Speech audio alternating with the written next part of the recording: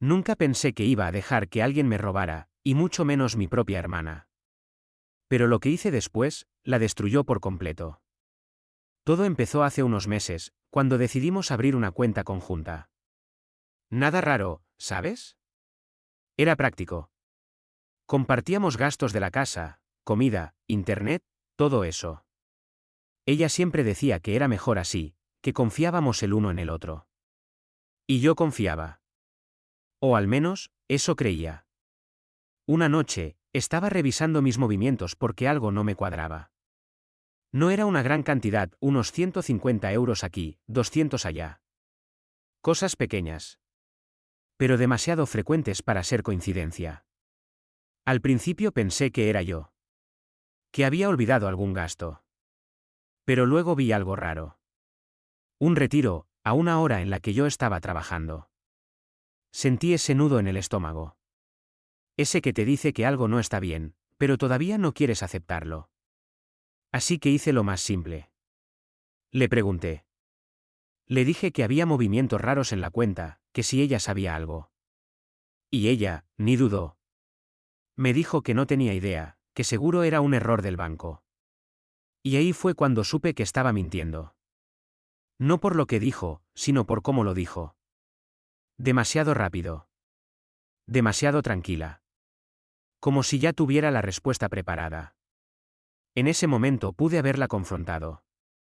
Pude haber explotado, exigir explicaciones, hacer un drama enorme. Pero no lo hice. Solo le dije que ok. Que lo revisaría con el banco. Y colgué. Porque en ese instante, decidí algo. Si ella quería jugar, yo iba a dejarla jugar. Pero con mis reglas.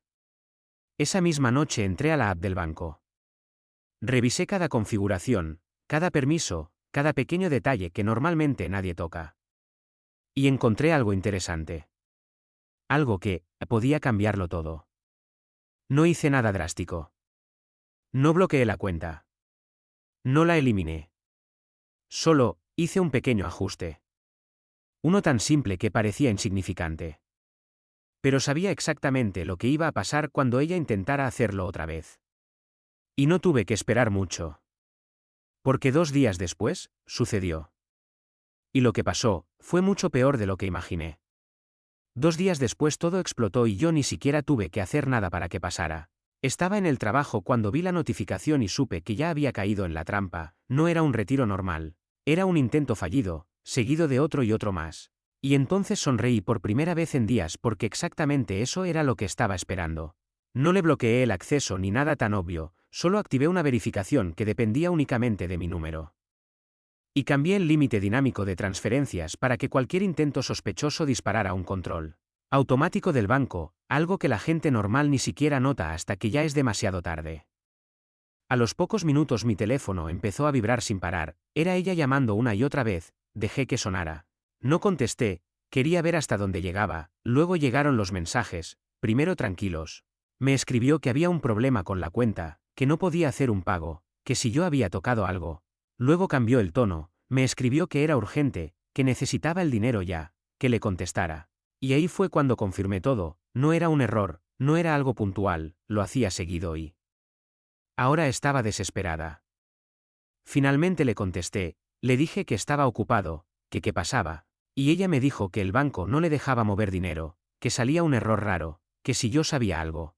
Le dije que no tenía idea pero que últimamente había movimientos extraños y quizá el banco había activado seguridad. Hubo un silencio largo y luego ella dijo que eso no tenía sentido, que necesitaba sacar dinero ahora mismo. Y yo le dije que raro porque a mí no me daba problemas, que tal vez debía ir personalmente al banco. Y ahí empezó el verdadero espectáculo. Porque yo sabía algo que ella no. Cada intento que hacía quedaba registrado como intento sospechoso, y después de cierto número, el sistema escalaba automáticamente. Pasaron unas horas y me llegó otra notificación, esta vez del banco directamente, informando de actividad irregular y solicitando confirmación del titular principal, o sea yo. Y en ese momento tuve el control total, podía haberlo resuelto en segundos, podía haber validado y listo. Pero no lo hice, decidí esperar. Por la noche llegué a casa y ella estaba en la sala caminando de un lado a otro como un animal enjaulado. En cuanto me vio empezó a hablar sin parar, me dijo que el banco había bloqueado temporalmente ciertas funciones, que le habían pedido verificar identidad, que no entendía qué pasaba, que necesitaba ese dinero para algo importante, y yo la miré tranquilo, demasiado tranquilo. Y eso la puso más nerviosa. Le pregunté para qué necesitaba tanto dinero de repente, y ella dudó, fue solo un segundo, pero lo noté. Me dijo que eran cosas personales, que no tenía por qué explicarlo todo. Y ahí supe que todavía no iba a admitir nada. Entonces hice algo que no esperaba. Le dije que tranquilo, que mañana yo hablaría con el banco. Y su cara cambió. Porque no quería que yo hablara con el banco. Intentó detenerme, me dijo que no hacía falta, que ella podía resolverlo, que seguro era un error pasajero. Pero yo insistí, le dije que siendo cuenta conjunta yo también tenía derecho a saber qué estaba pasando. Y entonces se quedó callada. Esa noche no durmió. Yo tampoco, pero por razones muy diferentes. A la mañana siguiente recibí otra llamada del banco. Me dijeron que habían detectado múltiples intentos de retiro desde un dispositivo no reconocido en ciertos horarios. Me preguntaron si yo autorizaba esos movimientos, y ahí fue donde todo se volvió interesante. Hice una pausa. Como si estuviera pensando, y luego dije que no, que yo no había hecho esos movimientos ni los autorizaba. Silencio al otro lado. Luego me dijeron que en ese caso el protocolo indicaba una revisión más profunda. Posible congelación parcial y verificación presencial de ambos titulares. Exactamente lo que quería. Colgué y fui a buscarla. Estaba en su habitación mirando el teléfono con una cara pálida. Me preguntó qué había dicho el banco. Y le respondí con calma que querían vernos a los dos en persona porque había actividad sospechosa. En ese momento se le cayó todo, literalmente se sentó en la cama como si le hubieran quitado la energía. Y ahí, por primera vez, empezó a romperse. Me dijo que quizá había sido un malentendido, que tal vez alguien había accedido a la cuenta, que no entendía nada. Y yo la miré fijamente y le dije que sí, que seguramente alguien había accedido, alguien que sabía exactamente cómo funcionaba la cuenta. Se quedó en silencio, respirando rápido. Y entonces dijo algo que no esperaba. Me dijo que solo había tomado un poco. Solo un poco. Como si eso lo hiciera menos grave. Sentí una mezcla rara, no era solo rabia, era decepción, porque no era la primera vez y lo sabía. Pero ella seguía minimizándolo, seguía actuando como si no fuera gran cosa. Le pregunté cuánto era un poco, y evitó mirarme, y eso fue suficiente respuesta. Pero lo mejor, aún no había pasado.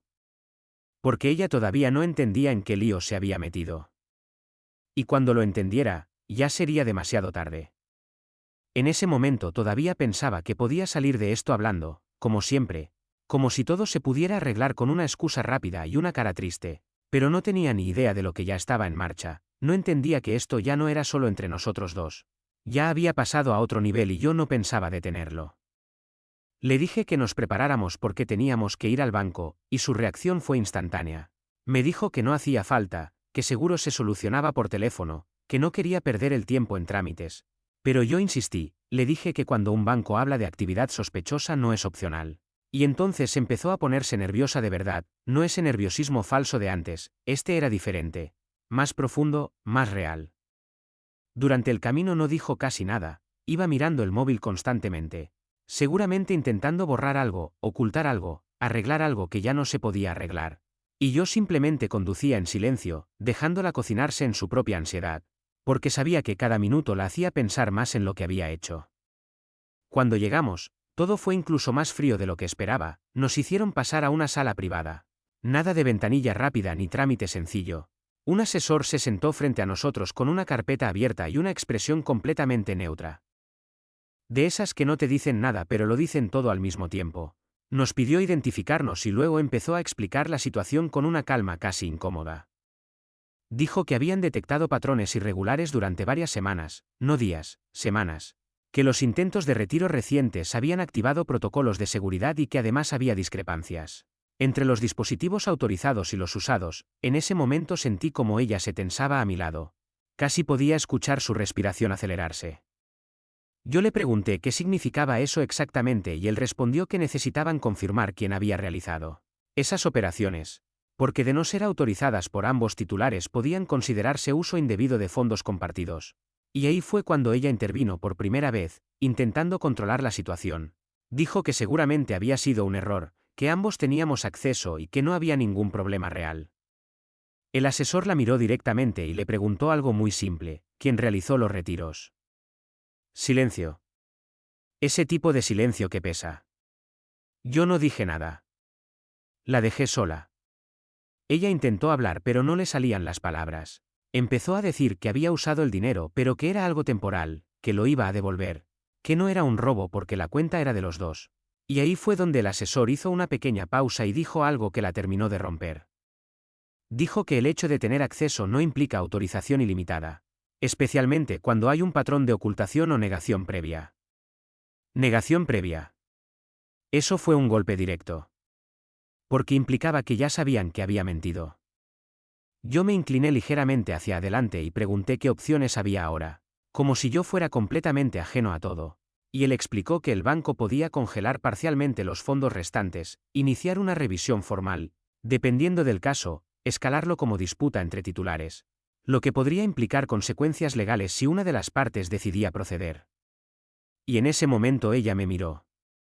De verdad me miró. Como si por fin entendiera que yo tenía el control. Me dijo que no haría falta llegar a eso, que podíamos arreglarlo entre nosotros, que no quería problemas, que lo hablaríamos en casa, y su voz ya no era firme, estaba quebrada, desesperada. Pero yo mantuve la calma y dije que prefería seguir el proceso para que todo quedara claro. Nunca olvidaré su cara cuando dije eso. Fue como si todo se le viniera encima de golpe. Pero aún faltaba algo más. El asesor entonces sacó un documento y dijo que, debido a los intentos recientes, la cuenta quedaba con restricciones inmediatas hasta completar la verificación, lo que significaba que ninguno de los dos podría retirar grandes cantidades sin autorización adicional. Ninguno de los dos. Eso la dejó completamente en shock. Porque en su cabeza esto solo debía afectarla a ella de forma invisible, pero ahora todo estaba expuesto. Todo era oficial.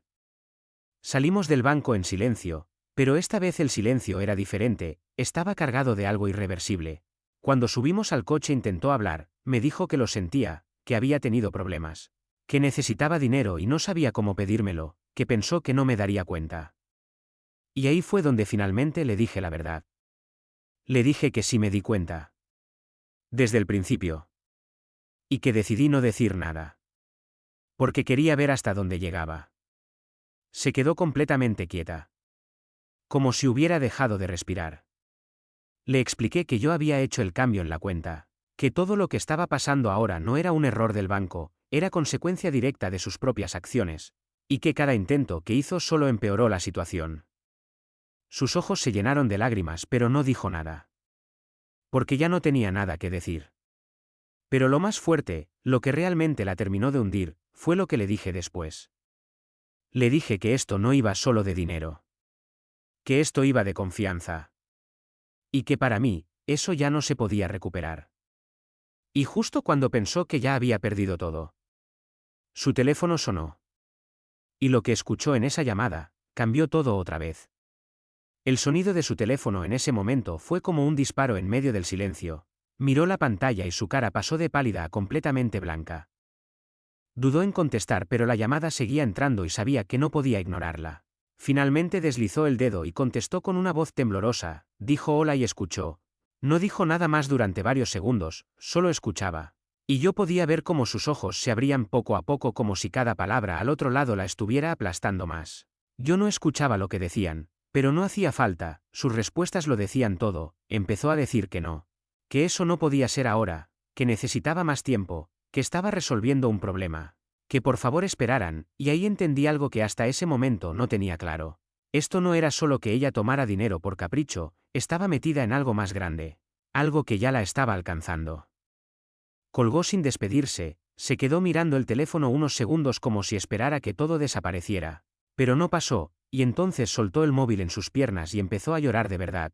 No ese llanto controlado que usaba para manipular, este era desordenado, roto, real. Me dijo que no entendía cómo todo se había salido de control, que solo había sido una cosa pequeña al principio, que pensó que podía manejarlo.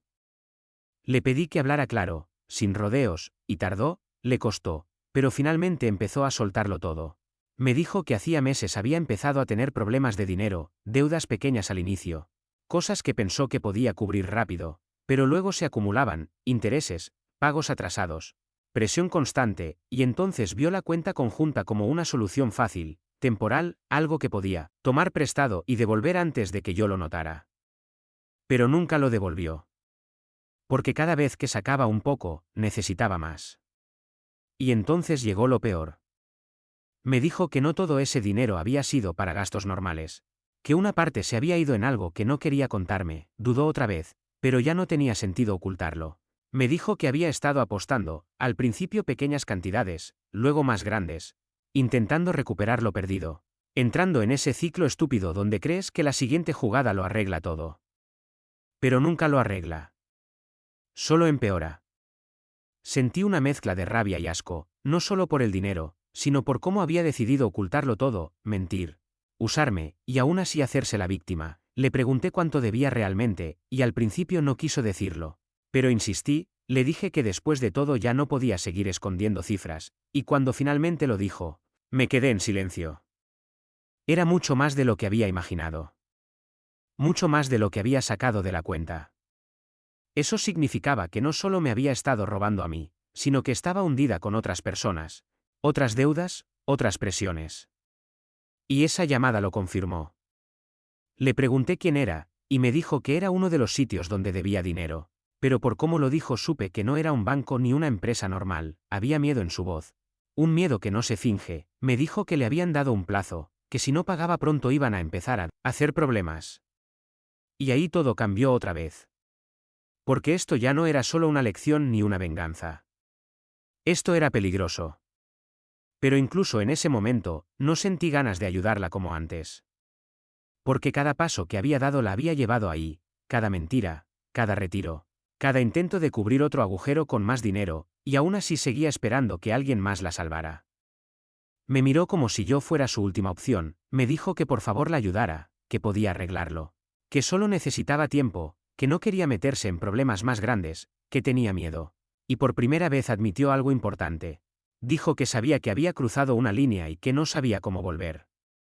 La miré en silencio durante unos segundos. Pensando. Porque tenía dos opciones. Podía ayudarla. O podía terminar lo que había empezado. Y entonces le hice una pregunta muy simple. Le pregunté por qué debería confiar en ella ahora. Después de todo. Después de las mentiras, del dinero, del intento de manipularme incluso en el banco. No respondió. Porque no había respuesta posible. Y en ese momento tomé una decisión. Una decisión que ella no vio venir. Le dije que la iba a ayudar, pero no de la forma que esperaba. Y cuando le expliqué exactamente qué significaba eso, su expresión cambió de nuevo. Porque entendió que esto, aún no había terminado. Y que lo que venía, iba a ser mucho peor para ella. Cuando le dije que la iba a ayudar pero no como ella esperaba, vi exactamente el momento en el que su mente intentó adelantarse. Intentó imaginar que yo simplemente le daría dinero, que cubriría sus errores como siempre había hecho en pequeñas cosas antes, pero esta vez no. Esta vez iba a ser diferente y ella lo sintió antes de que yo terminara de hablar.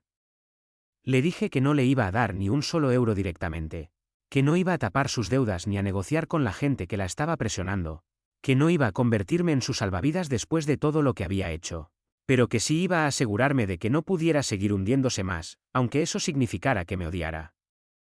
Me miró confundida, como si no entendiera, como si todavía esperara una salida fácil. Entonces fui más claro. Le dije que iba a separar completamente nuestras finanzas, que esa misma semana iniciaría el proceso para cerrar la cuenta conjunta después de la investigación, que todo lo que quedara sería documentado y dividido de forma legal, y que además iba a registrar formalmente los movimientos que ella había hecho sin mi consentimiento. En ese momento explotó. Me dijo que no podía hacer eso, que la estaba traicionando, que éramos familia, que los problemas se arreglan en casa, que si eso salía a lo legal podía arruinarle la vida. Y ahí fue cuando por fin vi su verdadera cara. No era miedo por lo que había hecho, era miedo por las consecuencias. Le respondí con la misma calma que había tenido desde el principio. Le dije que la única persona que había arruinado su vida era ella misma, que yo simplemente estaba dejando de ser cómplice. Eso la dejó sin palabras por unos segundos, pero luego intentó otro enfoque. Empezó a llorar otra vez. Me dijo que cambiaría, que dejaría todo, que podía devolver el dinero poco a poco, que no hacía falta hacerlo tan grande, que por favor no la dejara sola en esto. Pero ya era tarde. Demasiado tarde. Le expliqué que precisamente porque era familia no podía permitir que siguiera así, que cubrirla solo la iba a empujar más profundo, que alguien tenía que poner un límite real y ese alguien era yo, aunque no le gustara. Y entonces vino el giro que ni ella ni yo esperábamos. Su teléfono volvió a vibrar, pero esta vez no contestó, lo miró y lo ignoró, pero yo alcancé a ver el nombre. No era un número desconocido, era alguien guardado, alguien que claramente tenía un rol importante en todo esto. Le pregunté quién era y dudó otra vez, pero ya no tenía energía para mentir bien. Me dijo que era una persona que le había prestado dinero fuera de plataformas, alguien de confianza. Esa palabra me hizo casi reír. Confianza. Después de todo. Le pedí que me enseñara los mensajes. Se negó.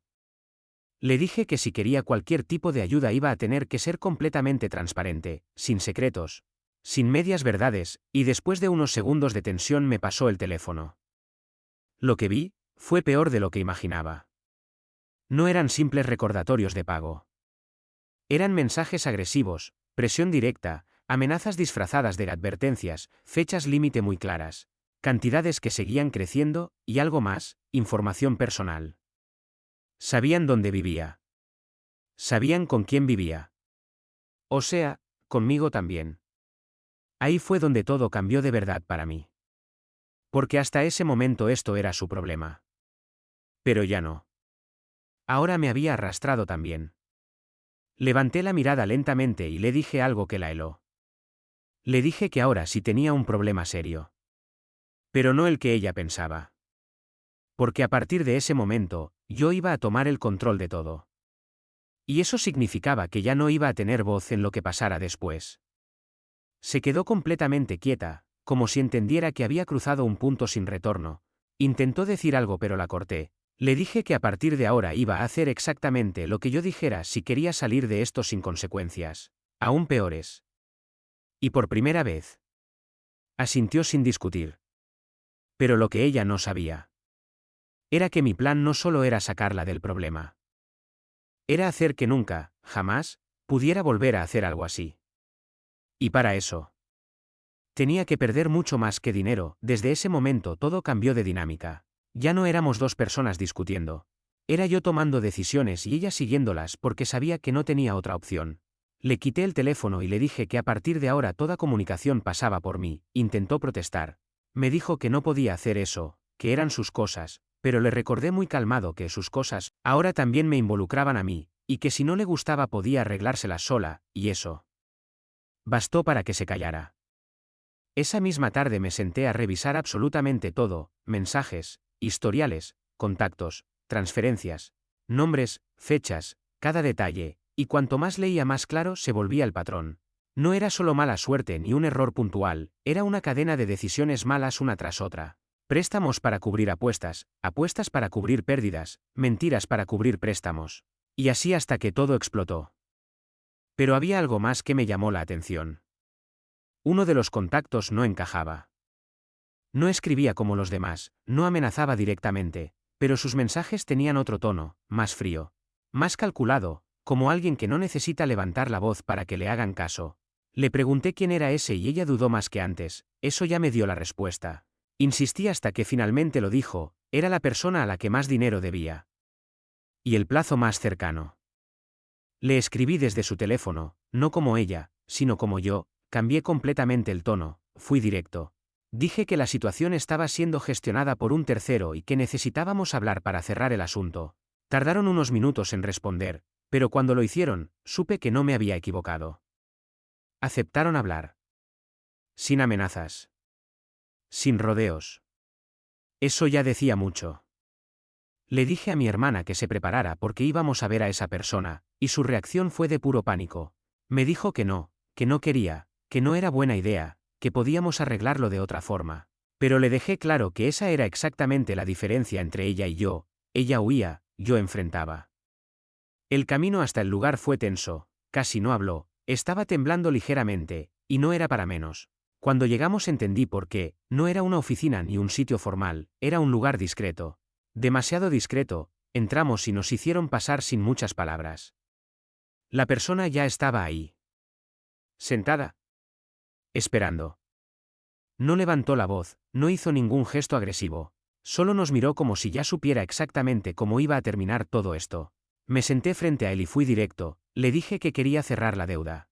Pero que no íbamos a seguir jugando a plazos imposibles ni intereses absurdos. Hubo un silencio corto. Luego habló. Dijo que su problema no era el dinero. Era la falta de seriedad. Miró a mi hermana y luego a mí. Y añadió que cuando alguien promete y no cumple, las cosas cambian. Le respondí que lo entendía, pero que ahora la situación también había cambiado. Que yo estaba involucrado y que eso significaba que las reglas también cambiaban. No levanté la voz. No mostré miedo, solo hablé claro, y eso fue lo que hizo que me tomara en serio. Después de unos minutos de tensión, puso una cifra sobre la mesa. Más baja de lo que esperaba. Pero con una condición. Pago rápido. Sin más excusas. Miré a mi hermana, estaba al borde de romperse otra vez, sabía que no podía pagar eso, no en ese tiempo. Y ahí fue donde ejecuté la siguiente parte de mi plan. Le dije que aceptaríamos. Pero no como él esperaba. Saqué mi teléfono, abrí la app del banco, le mostré la cuenta congelada, la investigación en curso, los registros de movimientos, y le expliqué que cualquier intento de presión adicional en ese momento solo iba a empeorar las cosas para todos, porque ya había un proceso formal en marcha. Eso cambió el ambiente. No mucho. Pero lo suficiente. Porque ahora no era solo una deudora desesperada frente a él. Era una situación con posibles consecuencias externas. Negociamos. No fue fácil. Pero al final acordamos algo. Un plazo. Realista. Controlado por mí. No por ella. Cuando salimos de ahí, mi hermana apenas podía caminar. Estaba en shock, me preguntó por qué estaba haciendo todo esto. ¿Por qué no simplemente la dejaba hundirse después de lo que había hecho? Y ahí le dije algo que no esperaba. Le dije que no lo estaba haciendo por ella. Se quedó en silencio. Le expliqué que lo estaba haciendo porque no iba a permitir que sus errores me arrastraran. Que estaba cerrando el problema, no salvándola, y que cuando todo esto terminara, las cosas entre nosotros no iban a volver a ser como antes. Sus ojos se llenaron de lágrimas otra vez. Pero esta vez no dijo nada. Porque por fin entendía. Esto no era una segunda oportunidad. Era el final de algo. ¿Y lo peor? Aún no había llegado. Porque lo que iba a hacer después era lo que realmente la iba a marcar para siempre. Cuando le dije que lo peor aún no había llegado. No era una amenaza vacía, era una promesa. Porque todo lo que había hecho hasta ese momento era solo controlar el daño inmediato, cerrar fugas, apagar incendios, pero lo realmente importante venía después, asegurarme de que esto no se repitiera jamás. Y eso implicaba algo que ella no estaba preparada para perder. Esa misma noche, al llegar a casa, no le di tiempo ni de sentarse, le dije que trajera su portátil. Todos sus documentos, accesos, cuentas, todo. Al principio me miró confundida, como si no entendiera por qué seguía empujando, pero cuando vio que no estaba negociando simplemente obedeció. En silencio, sin discutir, y eso ya decía mucho de hasta qué punto estaba rota. Me senté frente a ella y empecé a hacer algo que nunca había hecho antes. Empecé a desmantelar su vida financiera pieza por pieza, cancelé sus accesos rápidos, cambié configuraciones, eliminé métodos de pago guardados, bloqueé registros en páginas de apuestas, contacté con soporte en varias plataformas para autoexclusión permanente, todo con ella delante, obligándola a ver cada paso, cada puerta que se cerraba. Al principio intentó decir que no hacía falta tanto, que podía controlarse, que ya había aprendido, pero la ignoré completamente, porque ya había visto lo que pasaba cuando confiaba en su control. Esto no iba de confiar, iba de eliminar opciones. Luego pasé a algo más duro. Le pedí que llamara delante de mí a dos personas. Las dos más importantes. Primero a una amiga cercana. Le dije que le explicara la verdad, sin filtros, sin mentiras, que dijera exactamente en qué estaba metida, cuánto debía, qué había hecho. Al principio se negó, dijo que no podía, que le daba vergüenza, que no quería que nadie lo supiera, Pero le dejé claro que esa vergüenza era parte del problema, que mientras siguiera escondiéndose seguiría cayendo. Tardó varios minutos. Pero al final marcó. La conversación fue difícil de escuchar, su voz temblaba, se rompía. Admitía cosas que nunca había dicho en voz alta, y yo no dije nada, solo escuché, dejando que sintiera el peso real de sus acciones. Cuando colgó estaba completamente destruida. Pero faltaba la segunda llamada. Y esa era peor. Le dije que llamara a nuestros padres. Se quedó helada. Me dijo que eso no, que no podía hacerles eso, que los iba a preocupar, que lo arreglaría sin involucrarlos, y ahí fue donde fui completamente frío. Le dije que ya los había involucrado en el momento en que empezó a robar y mentir, solo que ellos aún no lo sabían. Silencio. Largo. Pesado. Y luego, marcó. No voy a repetir todo lo que se dijo, pero fue aún peor que la primera llamada. Porque ahí no solo había vergüenza, había decepción. Había esa pausa al otro lado cuando entienden que algo está muy mal, había preguntas que no podía responder bien. Había ese cambio en el tono de nuestros padres que nunca quieres escuchar. Cuando terminó, no quedaba casi nada de la persona que era antes. Pero yo seguía. Porque aún no había terminado. Le dije que al día siguiente iríamos juntos a firmar los documentos necesarios para desvincular completamente nuestras finanzas, y que además iba a dejar constancia formal de todo lo ocurrido, no para destruirla legalmente, sino para protegerme a mí, para que nunca más pudiera arrastrarme a algo así. Me preguntó si de verdad iba a hacer todo eso. Le dije que sí. Sin dudar. Y entonces pasó algo que no esperaba. No gritó. No lloró. No discutió. Solo dijo. Lo entiendo. Así, en voz baja. Rod. Aceptando. Y en ese momento supe que finalmente había llegado al punto donde ya no se trataba de escapar, ni de mentir, ni de minimizar. Había entendido. Pero entender no arregla las cosas. Solo hace que duelan más. Esa noche casi no habló, se quedó en su habitación, en silencio, probablemente repasando cada decisión que la había llevado ahí, y yo me quedé en la sala pensando en todo. En cómo algo tan simple como unos pequeños retiros había destapado algo mucho más profundo. Y lo más duro de todo. No era el dinero. Era que ya no podía verla de la misma forma. Porque la confianza, cuando se rompe así, no vuelve. Nunca. Pero aún quedaba un último paso. El paso que iba a cerrar todo esto definitivamente. Y que iba a decidir si después de todo quedaba algo entre nosotros. El último paso llegó más rápido de lo que esperaba. Pero al mismo tiempo se sintió como algo que llevaba meses, incluso años, construyéndose sin que yo lo viera. A la mañana siguiente fuimos al banco otra vez, pero esta vez no había tensión caótica, no había discusiones. Solo un silencio pesado, definitivo, como cuando sabes que algo ya terminó aunque nadie lo haya dicho en voz alta. Firmamos los documentos, cerramos todo lo necesario, dejamos constancia de los movimientos, de la separación, de la responsabilidad, todo quedó registrado, frío, legal, sin emociones, justo como tenía que ser. Y mientras el asesor hablaba yo no la miraba, porque ya no hacía falta, todo lo importante ya había pasado. Al salir del banco no caminamos juntos, aunque íbamos en la misma dirección, era extraño. Como si ya no fuéramos equipo, como si esa conexión invisible simplemente hubiera desaparecido. Y en cierto modo así era. Cuando llegamos a casa, se quedó de pie en la entrada unos segundos, como si no supiera si entrar o irse. Y entonces dijo algo que no esperaba, me dijo que gracias. No por salvarla. No por ayudarla. Sino por no haberla dejado seguir. Eso me hizo detenerme. Porque por primera vez no había excusas, no había manipulación, no había victimismo. Solo aceptación. Le pregunté qué iba a hacer ahora, y me dijo que ya había hablado con nuestros padres después de la llamada.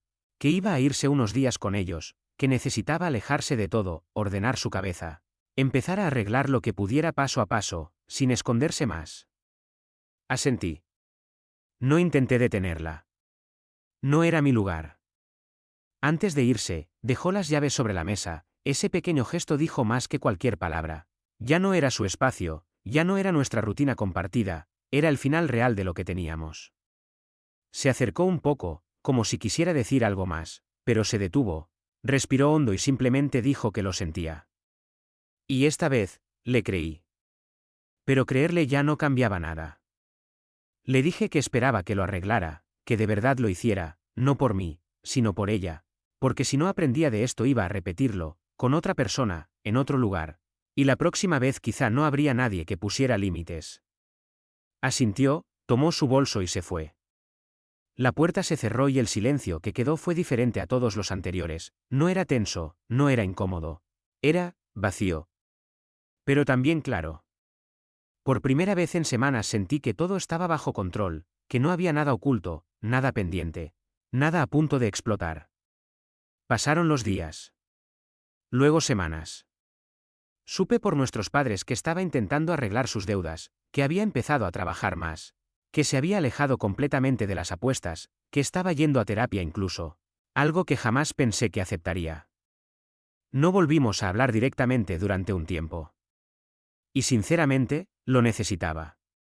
Porque aunque todo estuviera resuelto en lo práctico, lo emocional no se arregla con firmas ni acuerdos. Un día, meses después, me llegó un mensaje suyo. Corto. Simple. Decía que había pagado una parte importante de la deuda, que seguía trabajando en ello, y que entendía si yo no quería responder. Me quedé mirando ese mensaje un buen rato.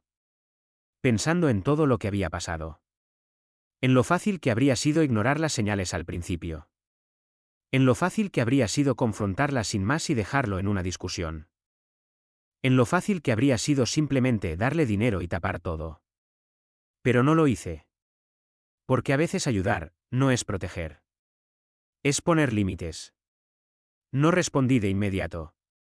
Pero tampoco borré el mensaje. Porque aunque la confianza no vuelve como antes, eso no significa que todo esté completamente perdido.